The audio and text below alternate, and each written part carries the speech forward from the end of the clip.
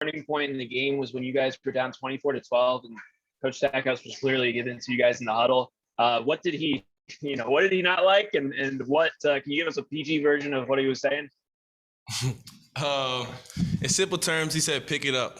A lot of vulgar words in there, some obscenities. So he just told us that we didn't want our season to end like this, especially not on our home court. We worked this hard this whole season to get to this point, and for us to come out there and lay an egg, honestly, it was just unacceptable. He told us that we were being soft all the way around. We weren't guarding. They were just getting to just their spots, hitting shots, and that's basically what he told us, just pick it up. Any other questions for Jordan or Q? Go ahead, Justin. I guess you guys both answered this one, but guys, Jordan, you were over there hyping up the student section. It was a really good atmosphere tonight. Can you talk a little bit about that? How awesome? I mean, having the students here is great. It honestly just feels surreal, kind of. I haven't had that my whole time here, having the students just pack the section like that. As loud as they were, they just brought us great energy. They helped us in those times. Like you said, when it was 24-12, we came back out and they were screaming, they were riling us up. So just having them out there is a blessing. We missed them for sure, not even kind of early in the SEC when they couldn't be here. So just having them here just is a great opportunity, and we love to have them. Definitely. I would agree with that. They were awesome. We definitely missed them down in Tampa. We wish we could have had them, but it's great that we get to see them again here at the end of the season. So it's exciting. Robbie? For both of you guys, since both of you, this is your third season here and first postseason appearance, how excited were you guys to play this game and also to play Belmont? Especially because sometimes teams in NIT are a little disappointed and sometimes don't show up. For us, I think that this was a game that we were all hyped about going into it. We know this is the first opportunity we've had to play in a postseason tournament like this. And knowing that it was at home was even more exciting for us. It got us all even more hyped because we knew we would have the student section there. We didn't know it would be as great as it was, but it was exciting because it's something that we've been building towards. We've been building towards it for 3 years, and seeing it start to come into fruition is awesome.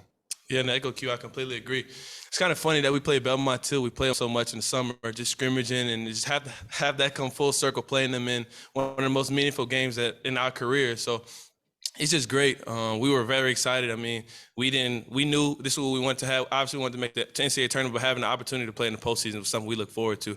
So we don't have any disappointments. We're looking forward to going all the way. Go ahead, Gentry. Yeah, Jordan, what's been going well for you the last couple of games? And when you get in a situation like tonight where Scotty isn't scoring quite to the level he's used to, do you kind of get the sense that you need to be a little more aggressive offensively? Yeah, for sure. I mean, his offense hasn't been going for us. I'm not going to say his offense, his scoring, really. He's still facilitating. He's still getting everyone involved. He's being the point guard that we need. So just when he's not scoring, I feel for sure, as probably the second option on this team, I feel like that's kind of my role to step up. When he's not scoring as much, he's finding me, helping me get in the rhythm early in the games. He's passing me, getting me open shots. So he's doing what he's supposed to do, and I feel like I'm just playing my role and stepping up when I need to. Gentry, you got another one? Is that it? I think go with Oregon here. Mike Oregon, you're muted. Yeah. Go ahead. Hey, Jordan, can you also talk a little bit more about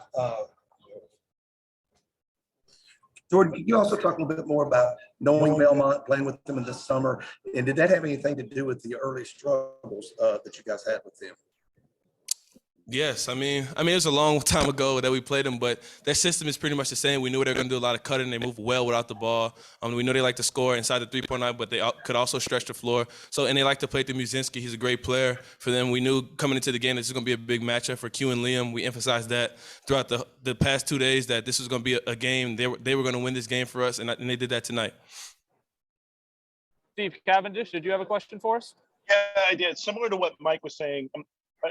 Over the years, Vandy, Belmont, Lipscomb, some of the other area schools, you end up playing pickup, or you end up playing against these players summers or kind of after the season's over. How familiar were you guys with some of their players, just in general, and how much do you know the other team? We play Belmont a ton in the summer. We scrimmage them maybe once a week, if not more. And it's, we know kind of who they have and we knew how they were going to play. Obviously, like as the season wears on, everyone kind of changes and adjusts. So we had an idea and it was great to just kind of play the guys we've been in the gym with in the summers and stuff like that. So. Yeah, and going off of that, I mean, we kind of got to know these guys pretty well now. As much as we play them, there's always conversations after the scrimmages. We always see them. Like if we go out in Nashville, we'll run into those guys. So we're very familiar with them. They're right across the street from us. So yeah, we're very familiar, and it's good to play against them and have Nashville have this opportunity for two of their best teams to go at it. All right, Robbie, last one. Yeah, Quentin, as you mentioned, Muzinski being a big focus for you guys. He was 6 for 16. It seemed like he kind of struggled around the rim. What were you guys able to do well, you and Liam, to limit him? It was definitely working early. They talked about it being a big thing for us to push him off the block and get him outside of his comfort zone. And he would be comfortable if he had 1 foot in the paint when he caught it. So that was kind of the key for us, just making sure he wasn't going to catch it in his go-to spots. Every guy has their spot where they know, okay, I can get a bucket from here. And if you take them off it by a foot or 2 feet, then it's a whole lot harder for them to score. So just that early work Liam and myself did was kind of the key to keeping him from scoring the way he can. Thank you, guys. Appreciate it. Congrats. Appreciate you.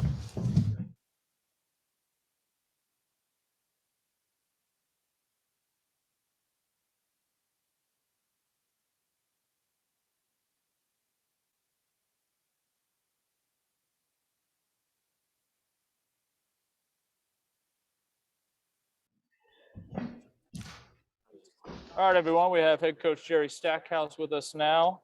If you have a question, use the raise hand function. Coach, you want to start us off with a statement tonight after the big win? Yes, hats off to Casey and Belmont. Great, well-coached team. Really pushed us there. Obviously got off to a great start. We was able to have the battle back, and we were able to get some separation there at the end. But really, hats off to that team. Our guys know that team well. They, kind of play together a little bit in the summer. So I knew it was going to kind of for some bragging rights. So I'm glad we was able to get back into it. But no, I thought the energy in our building was unbelievable tonight. Especially want to give our big shout out to our 6-man. Our fans were unbelievable. Our students, they really came out. Their energy was big even before the game started. And I think that was definitely you could see the guys once we started rolling a little bit. They were making little notions to the crowd and get them into it even more so. But I thought that was a big lift for us and helped us get over the hump tonight. Robbie?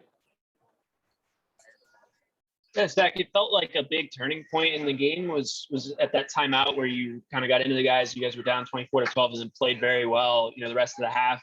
What, maybe weren't you liking up till then? What'd you see that improved? I guess, what'd you tell them? Well, no, I mean, we just knew this team. I mean, they run their Princeton offense and they're going to back cut and we had to really put a lot of pressure on the ball because they'll pick you apart.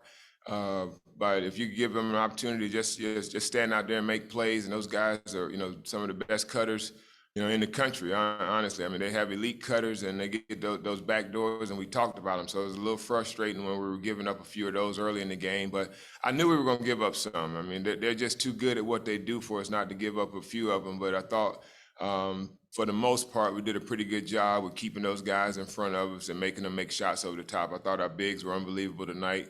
Liam, both ends, offensively, defensively, but Q, he was again, I say it all the time, man. He's the glue. He's the heart and soul of what we do. When we were struggling there in the first half, he went and got those offensive rebounds, and we got points. And then he got one where he was able to put it back right there at the end of the half to give us the lead. After not playing well and still could come up with, and have a 1-point lead. I thought that was a huge momentum play for us coming into the second half. But just good contributions throughout our roster tonight. I thought Tyron Lawrence came in, gave us some good minutes. Jermaine Mann gave us some minutes, off the bench as well. Miles didn't have his best shooting night tonight. Scotty didn't have his best shooting night, but other guys stepped up. Jordan kept us in it offensively there in the first half. he and Liam, and then big shot Rod, come in and do what he do at the end of the games to help got us some separation there at the end. So hopefully we just continue to be who we are, man. Continue to showcase to the nation, our toughness and our physicality on the defensive end, and our selflessness and our poise and our discipline on the offensive end. Hopefully we continue to do that. Gentry? Yeah, Stack, how close have you guys come to scheduling Belmont the last few years, and would you like to see them on the schedule regularly? I kind of leave that up to Andy Fox. When I went out and hired Andy, he was kind of well versed in it, and he went out and he does a good job with that. But then I think I give him a headache because I always want to play the tougher team with the high numbers, and try to help our chances to get into the postseason. And he's like, and we did that. I think that we wound up this year with top. In the 30s somewhere, top 40 team with our strength of schedule.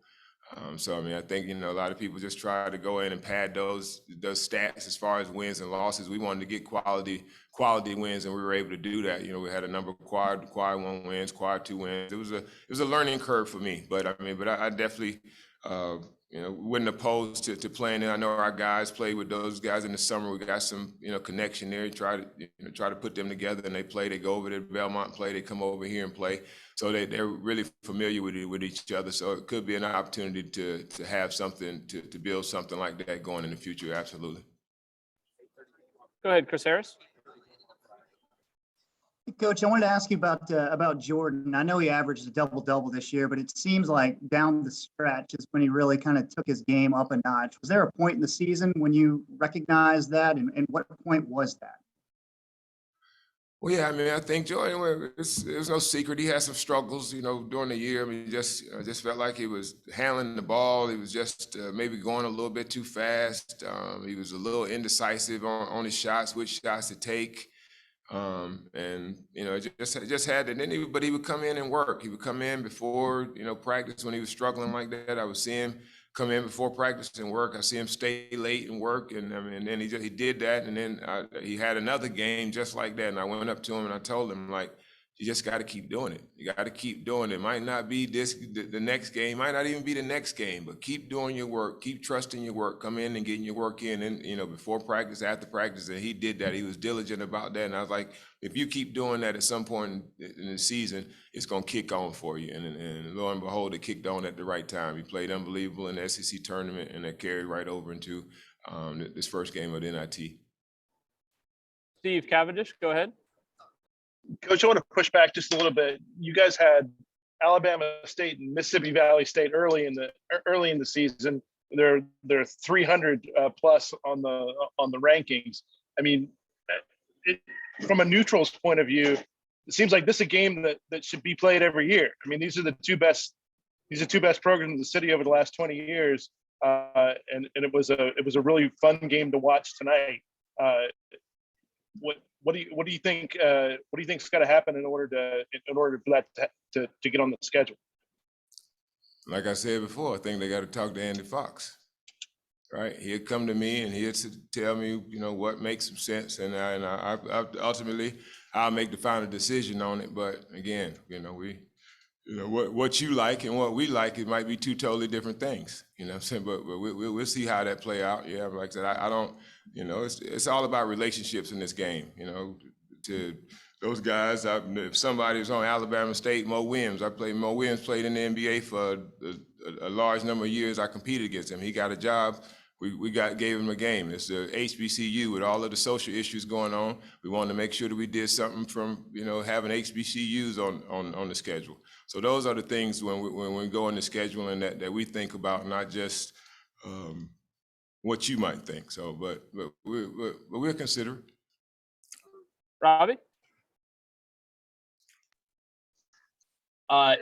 Yeah, Stack, I think you mentioned, at a number of points throughout the season that you were looking for, another guard to come off the bench and give you something. Do you think Tyron Lawrence is starting to emerge as a guy who can do that regularly? Yeah, I do. I mean, I think he was good. I mean, he was really good tonight. Again, like I said, I mentioned Gabe, Shane. He had a couple minutes, came in and had a turnover. It's always tough when you see young guys come in and they turn over the ball. That's tough to watch. You almost got to, when you're young like that. When you had to watch it. I had to look at it a little bit more when Scotty and Jordan was young, when we threw them out there in the fire. But now that we've gotten older and we've gotten guys with a little bit more experience, the Tyrants, Lawrence and Zoe guys, your leash is a little bit shorter. So, but again, he'll get to that point. It's a hierarchy system. He'll get to that point where he'll be able to play through his mistakes a little bit more, but it's just not right now. So Gabe Dorsey, again, he's another guy that might get an opportunity as well. I think because he's really good on defensively, understanding our coverages and everything. Sometimes he get too excited. I put him in the game one time and he fouled a 3-point shooter. It's just that youthful exuberance that he has when he gets in the game. But I do think he's going to be a really good player for us before it's all said and done. Congrats, Coach. Thanks. See you when we see you. Appreciate you. All right. Thanks.